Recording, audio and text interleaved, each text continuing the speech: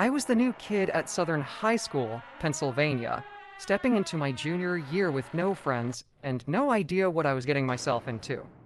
Lunchtime was the worst. Everyone had their groups, their friends, their spots. The only table with space was in the far corner, and two guys sat there, identical twins with dark features, who didn't seem all that threatening. Desperate for company, I asked if I could join them.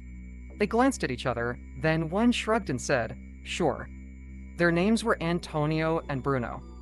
They seemed alright quiet, a little intense, but friendly enough. By the time lunch was over, they had invited me to hang out with them later that night. It was an odd offer, but what did I have to lose? I had no friends, nowhere else to be. I agreed. Bruno texted me later that evening, asking me to meet them near the old cemetery. "There's a cool spot in the woods," he said. That should have been my first red flag, but I brushed it off. It was a small town, not much else to do. Plus, I was still adjusting to being the new kid and desperate for any kind of connection. It was dark when I left my house, the streetlights casting long shadows on the sidewalk.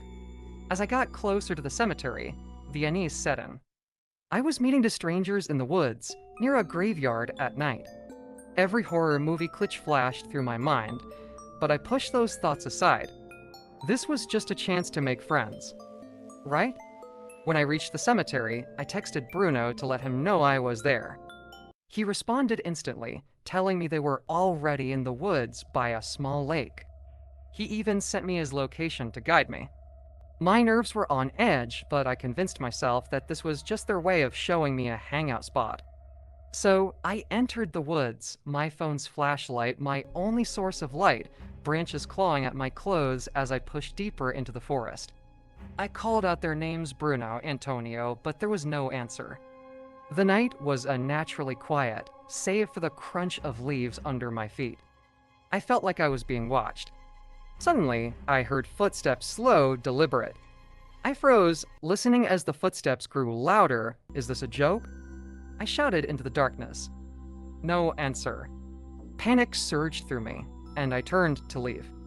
That's when the footsteps changed from slow and creeping to fast and violent. Before I could react, hands wrapped around my neck, nails digging into my skin. I gasped for air as I struggled to break free. Through the haze of fear, I heard a voice familiar, twisted, calling out, "Grab him." I thrashed wildly, adrenaline taking over as I ripped myself free and ran. I didn't look back. I didn't care if they were chasing me or if they'd given up. I just ran faster than I ever had, bursting out of the woods and onto the road. When I got home, my parents were horrified by the nail marks on my neck. They insisted we report it to the school the next day. Armed with the text messages from Bruno, I had more than enough proof to get the twins expelled. The school didn't hesitate. The boys were gone, just like that. A week passed and I tried to move on. The fear began to fade and life started to feel normal again. But that peace shattered one night when I woke up to a chilling draft in my room. My window slid wide open. My heart pounded in my chest as I got up to close it, looking down at the ledge below. There was no way I'd opened it myself. The night was freezing. Did my parents open it?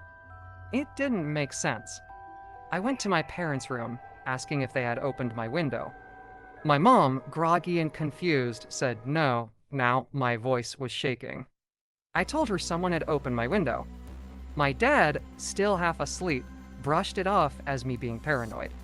As I walked back to my room, something felt off. The door was only half open now, though I had left it wide open. My pulse quickened as I approached, pushing the door gently. I peeped through the crack, expecting the worst, but nothing could have prepared me for what I saw. Someone was standing behind my door. I screamed for my dad, my voice cracking with terror. The door slammed shut just as my dad came rushing down the hallway. I was still screaming, "There's someone in my room." My dad threw the door open, turning on the light, and we both saw the leg of someone climbing out of my window. My dad bolted toward the window, but by the time he got outside, the person was long gone. Out of breath and furious, he came back inside. We both knew who it was. It had to be those twins. They had come back for revenge. The police were called, but with no solid proof, there wasn't much they could do. They advised us to lock the doors and windows and install security cameras. But knowing who it was didn't make me feel any safer. I spent the next few months living in constant fear, convinced they would come back, but they never did. Looking back, I can't believe how foolish I was to trust them, to meet them in the woods at night. The red flags were there from the start. I should have known better, should have stayed away.